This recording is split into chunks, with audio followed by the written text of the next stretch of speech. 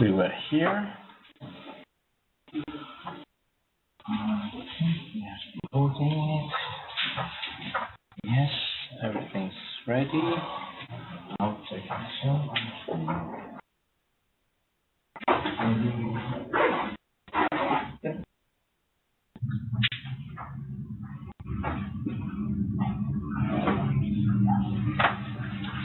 Ready when you are. Okay.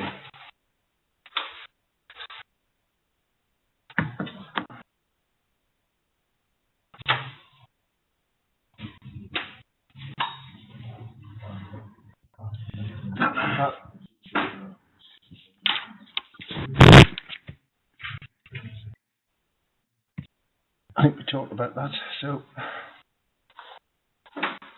this is a little bit about the infrastructure and the problems. We talked about okay.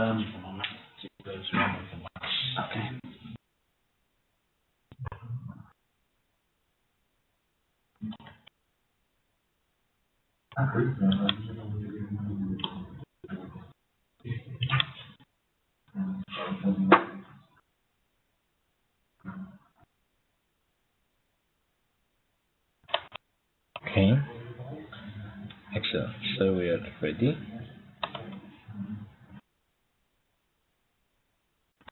No. Sorry. So we talked earlier about the receiving vessels and what they're likely to be in infrastructure, but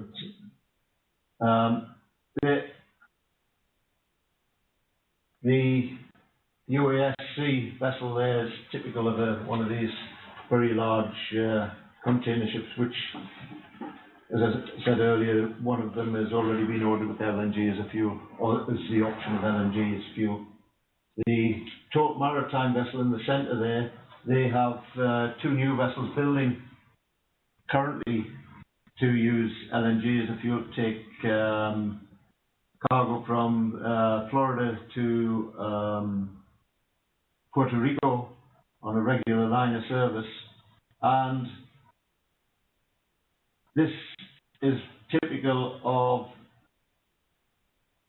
a loading or unloading farm.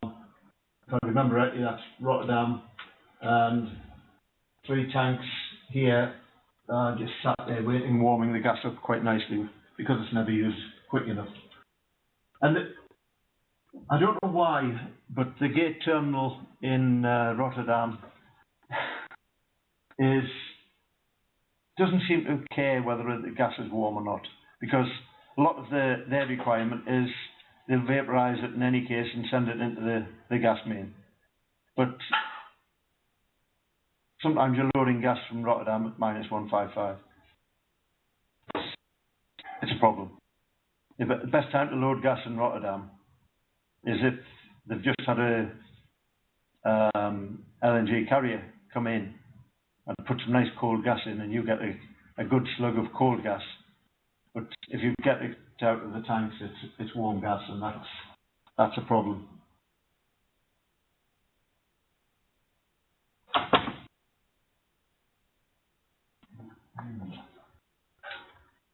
Currently, engine manufacturers who supply gas-fueled engines, Rolls-Royce have a range of pure gas engines, and also they're just moving into dual fuel engines. MAN have a high-pressure gas fuel engine. Not my idea of a sensible solution. I've had plenty of experience of 400 bar fuel systems in my early days. I don't like the idea of gas at 400 bar in an engine room. I think it's accident waiting to happen. Wärtsilä have both slow speed and medium speed engines. They're all low pressure, and that, in my opinion, is much better. The interesting thing with MEN is that their medium speed options are all low pressure. So they've only adopted this high pressure solution for their large bore engines. The gas compressor units on them, made by Burkhardt, are extremely expensive. But why you would want to compress gas to the pressures that they want to do, it's beyond me.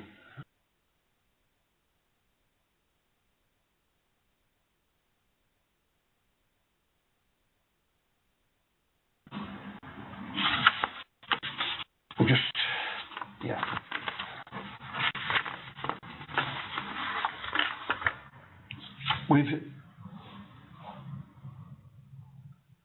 This really brings me to the main topic.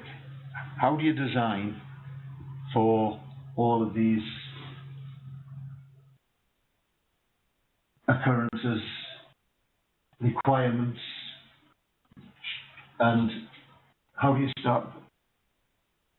First thing you've got to understand, as I said right at the outset, you have to read and understand the two main codes, the IGC code and the IGF code. You've got to read and understand all the industry guidelines that are out there, whether they be from class or from SGMF, TIDCO. And then you've got to try and understand what the requirements of the systems are. It's no good thinking it's the same as a conventional oil fuel bunkering operation. And unfortunately, many people have thought that. It's not an oil fuel bunkering operation. It's not even an LNG transfer operation when you're talking about bunkering LNG. It's a very, very different animal. You're basically almost a refinery afloat. The only difference is you're not refining the LNG, but you are conditioning the LNG or the vapour that comes back. You basically have to have that capability of handling that vapour return. If you haven't got that capability to handle the vapour return, you're not an LNG bunker vessel, in my opinion.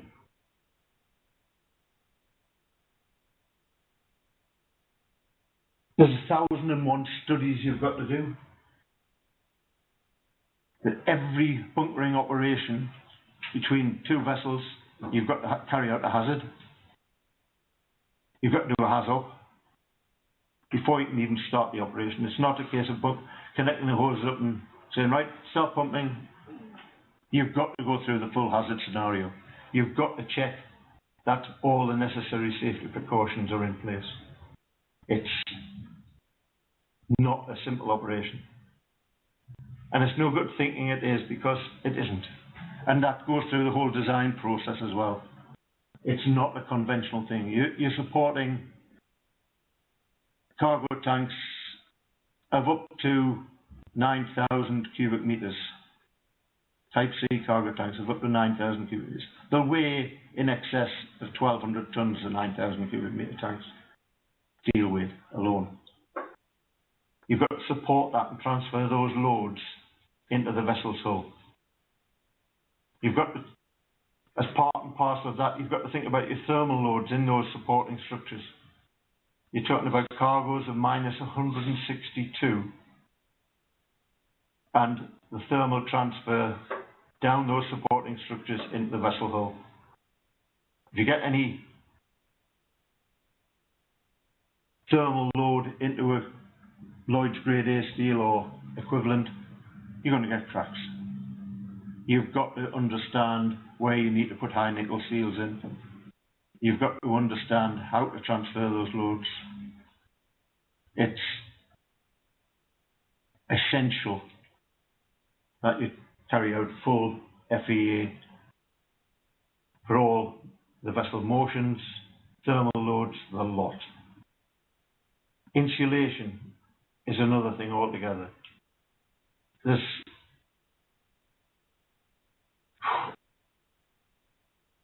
the conventional type of insulation is polyurethane foam on these cargo tanks.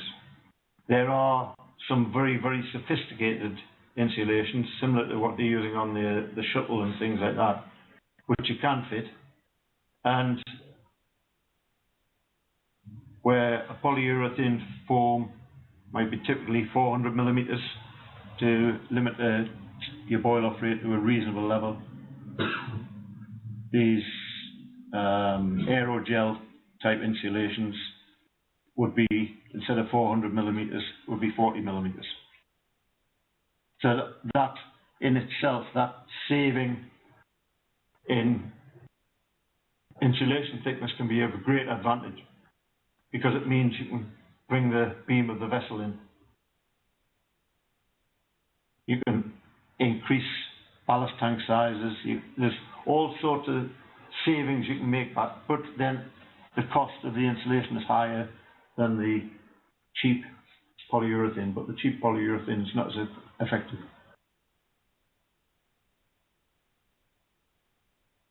What are your requirements in the actual bunker transfer area?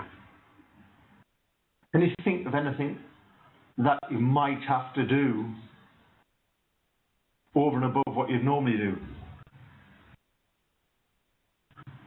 You know, normal bunkering operations, you bolt up, you've got a drip tray underneath, and that's it. Is that enough for an LNG operation? Do you think it's enough? It's not. You've got to think about spray systems. You've got to think water cooling all the time. You've got to have, you can't afford to have a drip of LNG drop onto the deck, so you've got to have stainless steel drip trays, and they've got to cover the full length of the hose, connections, everything. You've got to have continuous flows of water across this area, so that if there's a drip, the water takes it away. You don't get thermal shock onto your normal steel. There's 1,001 extra things to think about from a normal bunkering operation, and this has all got to be designed in. I can go into the specifics of the design, but we haven't got enough time. You're here for a week. But you must, from the outset, read and understand the rules. You must take what the requirements of those rules are, and impart that into your design from the outset. And then, even then, once you think you've got it right, you do your hazard, and you find, oh, I haven't covered that.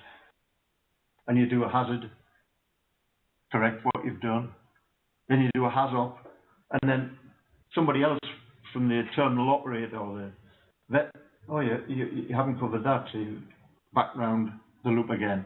And it is an iterative process. You will inevitably, when designing these vessels, go through the process at least 4 times before you have it right. How do you... Everybody knows that it's comparatively simple for a bunker ship to go alongside a larger vessel when it's moored in port. But how do you do it when you're out at anchor? We're talking about a large container ship, a large tanker, a ro-ro or whatever.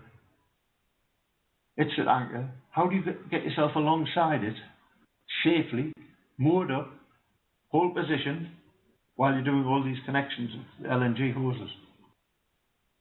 You've got to have a sufficient capability of maneuverability to be able to almost creep in. The vessel that we've designed is basically DP1 capability. You can maneuver it in inch by inch by inch. So you come alongside very, very gently. It's got its own yoke Hartland fenders that you deploy before you go alongside. You can hold position in a 40 knot wind. You can bring it alongside, and you've got to design into all of your systems that capability and necessary redundancy to get the hell out of there if you have an emergency.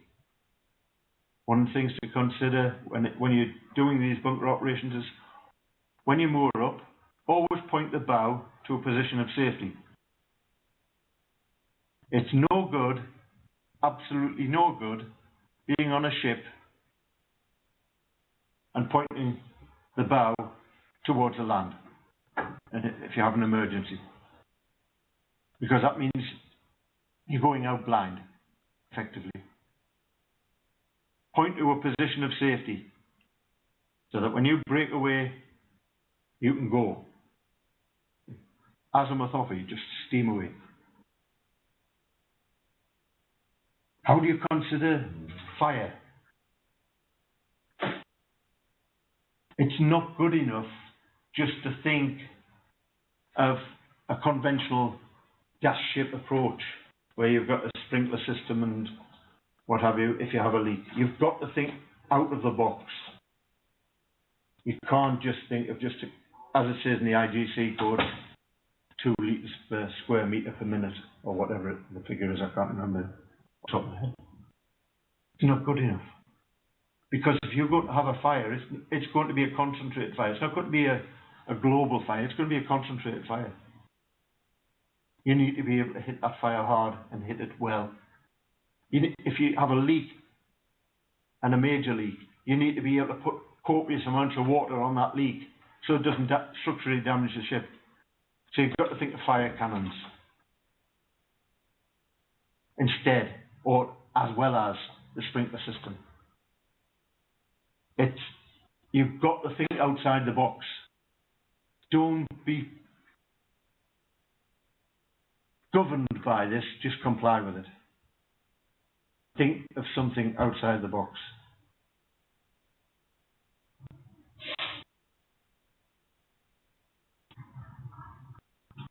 Mooring up to these ships, how do you think these mooring? You say you've got an emergency and you want to break away. What do? You can't have a fully moored ship with figure-8 ropes around everything. You've got to think about quick release couplings. So you've got to have a combined capstan hook system so you can take the ropes from the ship you're bunkering onto a quick release hook, and literally you can go like that, hit a button and release a lot so that you can get away. As soon as you've disconnected, done your quick release from your manifold, hit a button and all your ropes are disconnected, you're away, you're going to a position of safety. You've got to think through all of this process. It is not a simple operation.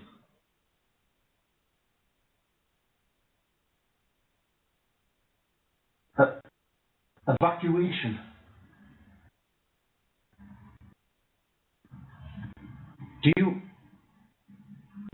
You've got to provide safe routes to evacuate any crew.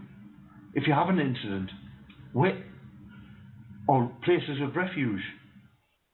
So, close to the bunker manifold, every likelihood is, if you've got a major incident, you've got to have a bolt hole, in effect. So you can, just a shelter to get away from things and hope, and within that shelter you've got to have communications so you can advise people who may be on the bridge or somewhere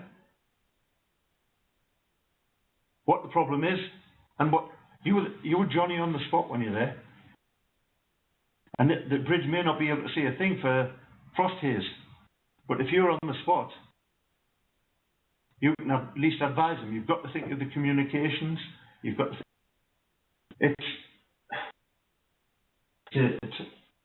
this all comes out of the hazards. You get them. The hazard is the single most important entity of all. You then think about the actual requirements of the operation. How do you minimize the time of bunkering to a minimum?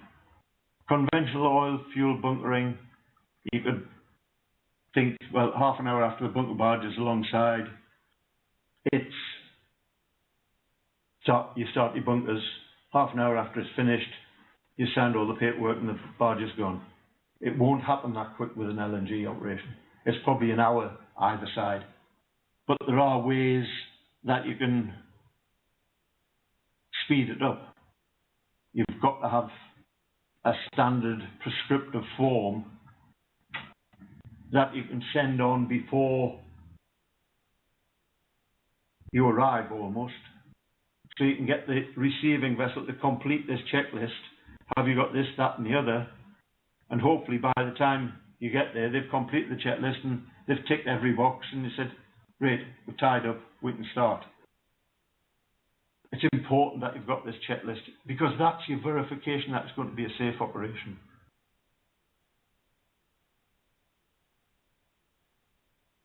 What happens when the receiving vessel comes in and it's got a heel of cargo of perhaps 20 cubic meters and it's warmed up to minus 150? It's been stored in a Type C type package unit and it's warmed up to minus 150. It's 2.75 bar. What are you going to do? You're going to put cold liquid in there. What do you think is going to happen? Anybody?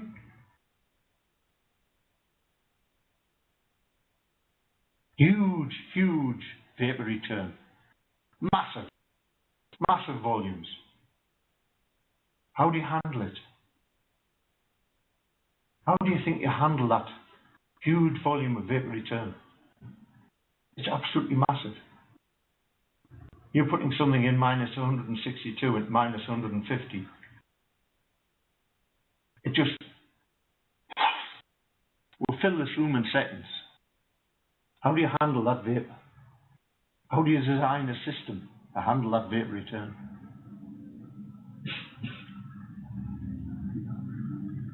To get control of it, you've got to have compression. In some way, shape or form, you have to have compression. And you have to be able to take that volume of vapor, feed it back into your cargo tanks, and okay, you're going to have an increase in pressure in your tanks, but because of the differential size, it won't be quite so dramatic. But you've got to be able to handle that vapor return, that volume. It's difficult to imagine, and then I wish I'd just thought about it before I came up. But from liquid to vapor, does anybody know what the differential is, or what the ratio is between a liquid and vapor on 600? Yeah, 600-fold. So 1 cubic meter of liquid is 600 cubic meters of vapor.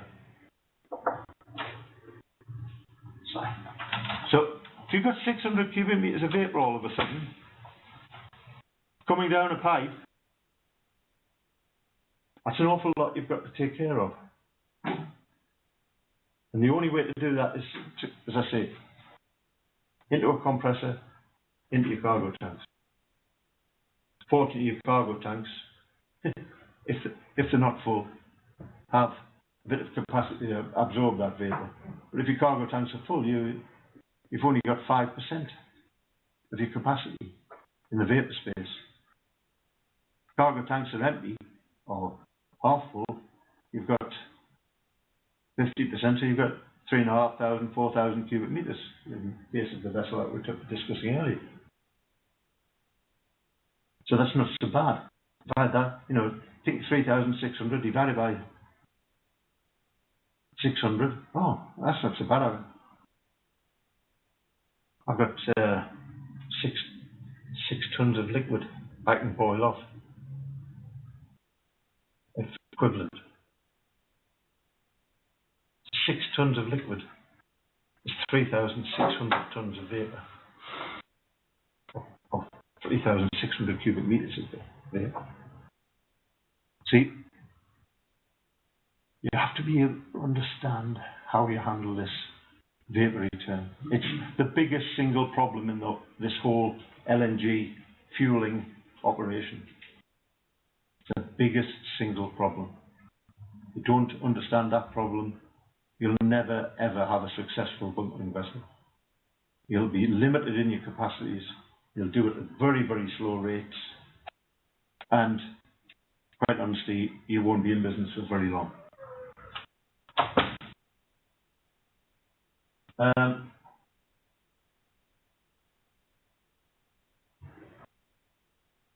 No ship wants to stop cargo operations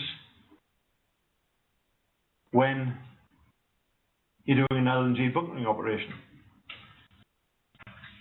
Simultaneous operation is essential. So what does that mean? You've got to design your bunker manifold, position on the receiving vessel in a position where it is in a safe area. And the bunker vessel itself has to be able to match with that safe area. So you've got to have the bunker vessel flexible enough with its bunker manifolds, however they may be arranged, to enable simultaneous operations to take place. You don't want to be suspending cargo because you're bunkering.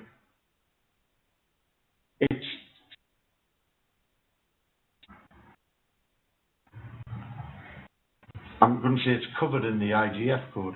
It's not covered in the IGF code because nobody's got a grip on it yet. It's suggested in the IGF code, but the IGF code just says you've got to consider simultaneous operations. They don't really understand it as yet.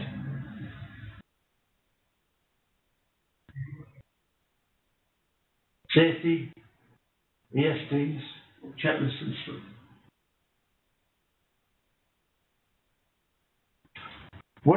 What do you think is likely to happen if you have a breakaway? Can you think of what would happen if you have a breakaway?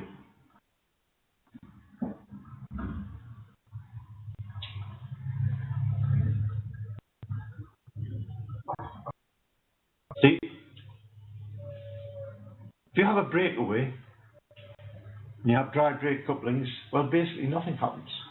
You might have a small amount of spillage.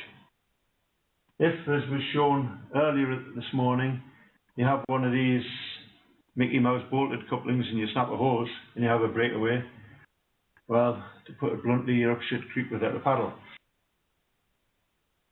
Because you have a major gas release, major liquid release. You have cryogenic damage to the hull. You have a huge gas cloud. Does anybody know what happens to LNG when it initially expands? Does it go up? Does it go down? At what temperature does it start to go up? More or less. So you have a huge gas cloud, drops down to the surface of the sea, and then it comes up and it creates a gas cloud. What do you do to handle that gas cloud? What mitigating measures can you take to handle that gas cloud? To try and prevent a source of ignition causing a problem.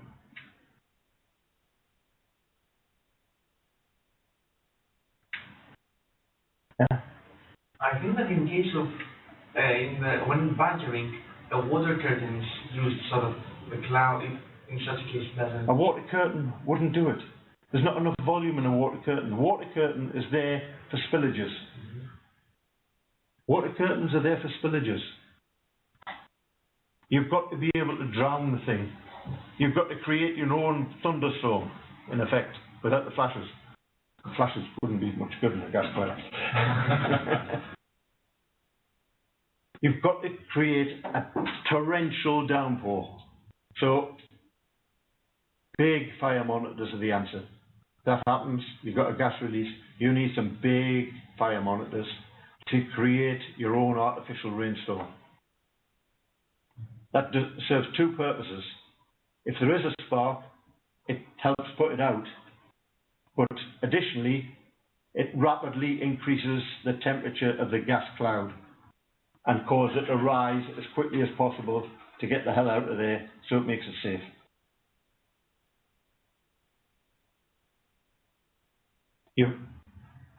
There's a multitude of, I keep repeating myself, there's a multitude of things to think about. It's not a simple bunkering operation. It takes some understanding. You need to sit in a room with people who understand a little bit of the process individually, but hopefully as a whole you will understand the whole process. It is not a simple operation. It's not a simple design process. Whether it be engineering, whether it be naval architecture, whether it be structural, electrical, it's all, everything is different from what is the norm. I don't know whether anybody's a structural engineer here. Any structurals? No? You know, the use of 9% nickel steel is not common. Weldability and things like this, it's all got to be considered, and how you transfer those thermal loads through into the main hull. Stability. I know there's a couple of naval arcs here. How do you consider the flooding or damage of the containment space where the cargo tank is sat in? You think of a conventional bulk carrier with a U-shaped configuration, double hull, and you think about, you've got a double hull configuration, you've got a big hold, and then you've got a balloon in that hold, because that's what your gas tank is. It's a bloody great balloon, in effect. You rupture that hold, what do you think happens? What do you think happens when you've ruptured that hole and you've got all that water in? How do you think the ship will perform? What considerations have you got to think about?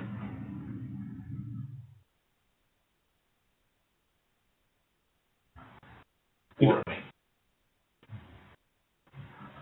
The most frightening thing of the lot is flotation. That balloon, it doesn't matter whether it's full of cargo or whether it's empty and full of gas, that tank is going to want to float. So, irrespective of how much water is in that hold, almost, that tank wants to bump to the surface. How are you going to control that tank? You've got to think about how to control it. Stop it floating to the surface. You know, the old helium balloons where you put a weight on the bottom doesn't quite work.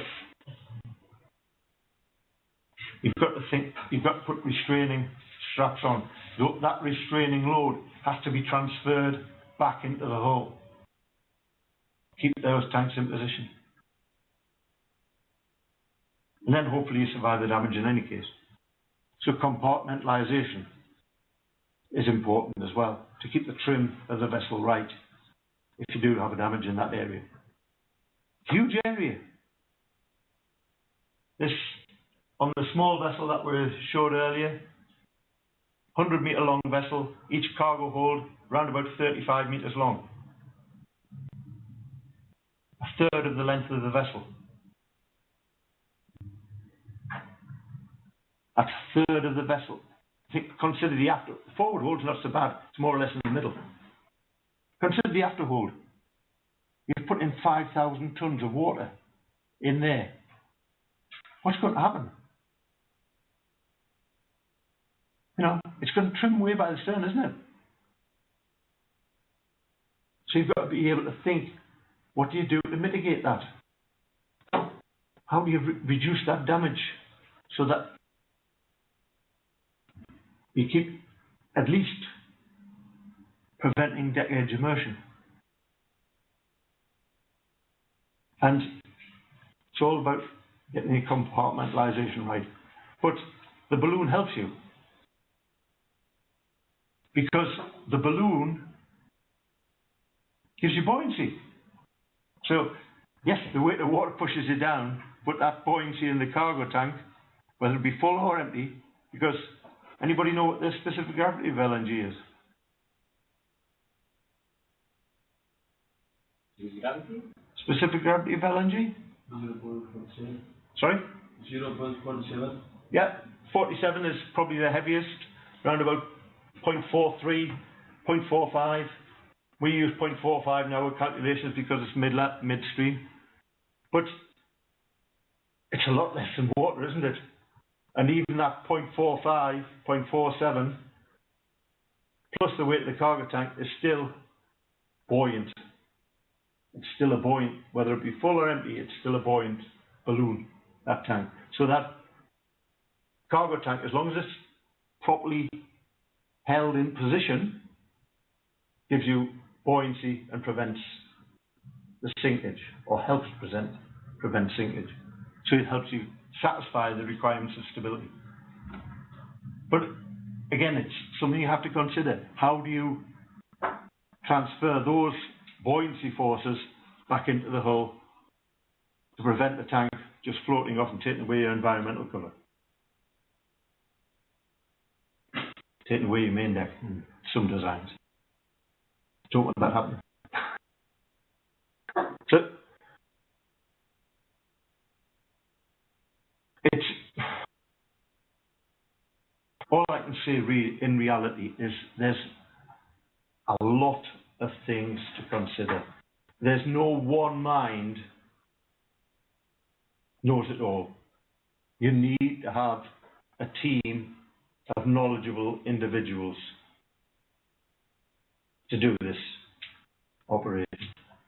You don't believe you as naval architects, marine engineers, electrical engineers, whatever, understand gas systems, because believe me, you don't. I thought I was pretty good on gas.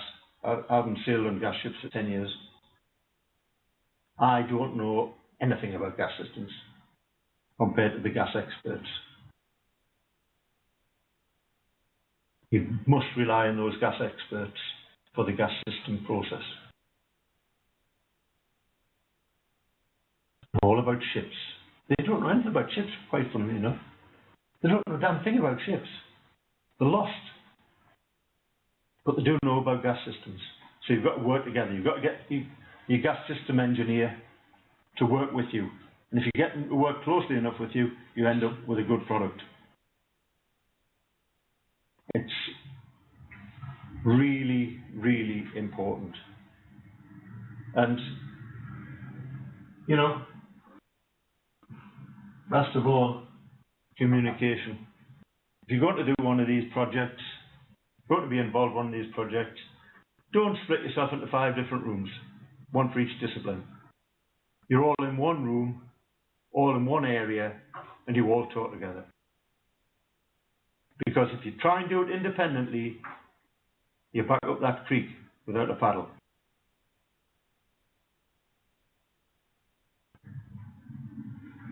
And I think that's about all I can tell you, really, without going into definitives.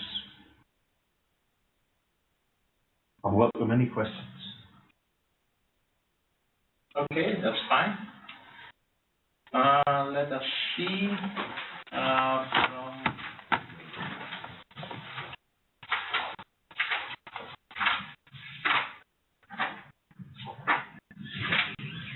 questions. Let me open probably also the microphone so we can hear others. So do you have any questions here? Yep. I just could require the installation of the fire bright chemical systems on cooling systems. Yeah. How do you think of the performance of Useless. Quite honestly, it's bloody useless. It's a leftover from the IGC code, and a dry powder system on an LNG fire is about as much use as a chocolate fire guard. Any Absolutely useless. other questions? If the brake coupling is take place, how much do you think the leakage from when it? Depending on the size of the coupling, it varies between 500 milliliters and a litre. Very, very small amount. It's a very, very small amount. Depends on the manufacturer, but the types that we're using, and it's quite easily, you can handle that quite easily, that sort of amount. Yeah? In general, for a retrofitting project to convert Yeah. a ship Yeah. to LNG fuel, how much is the total time for the project from start to finish, and how much downtime does it mean? Depends on the ship. Ship to ship, totally different. To do the design element, about a month. Take about a month for the design element. But depending on the ship, it could take you and depending on the extent of the conversion, there's a multitude of things you can do, and depends on the engine. Oh, dear me.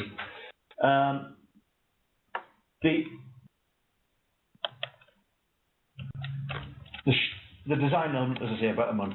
The ship could take anywhere between 2 months and 6 months, and possibly even longer if you're changing full engine rooms out. But certainly 2 to 6 months. It's not a small operation, but some engine types are capable of conversion by changing the cylinder heads on some of the medium speed engines, and then it's only a pipework solution after that. But so minimum 2 months and as much as 6. But then, of course, you've got to order the engines before that. You know, if you've got to change the engines out, your delivery time for your engine is at least 12 months, at best. So you can do a lot of planning in that 12 months. You should have everything prepared and ready, which would speed things up.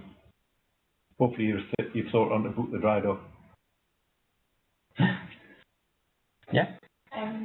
I'm quite new to the actual like energy systems and things, but more looking at commercial side of things and what the systems for like monitoring how much is going on and how much waste is coming off.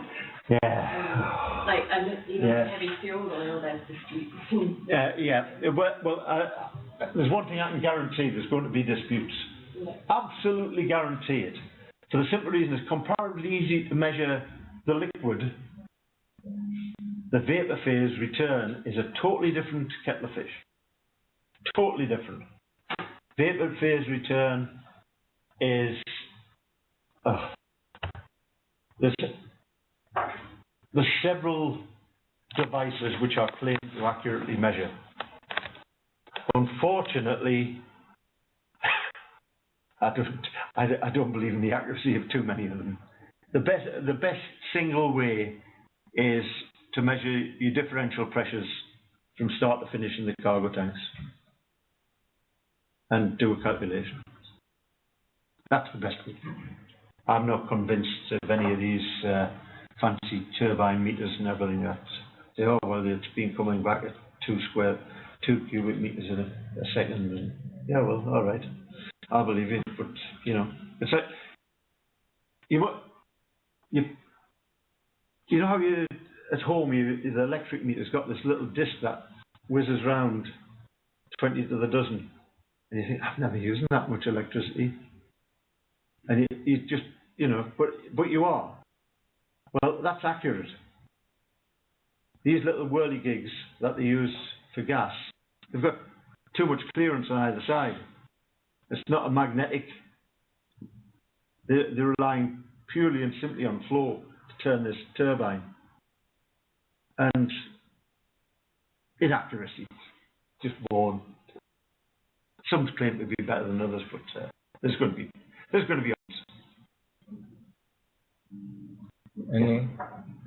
Anything? Another question, maybe? No?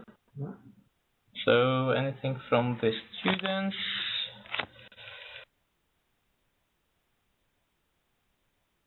No, thanks.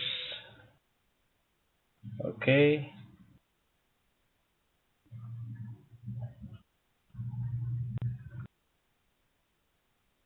So, I don't think that we have any other questions. Okay. So let me just stop recording.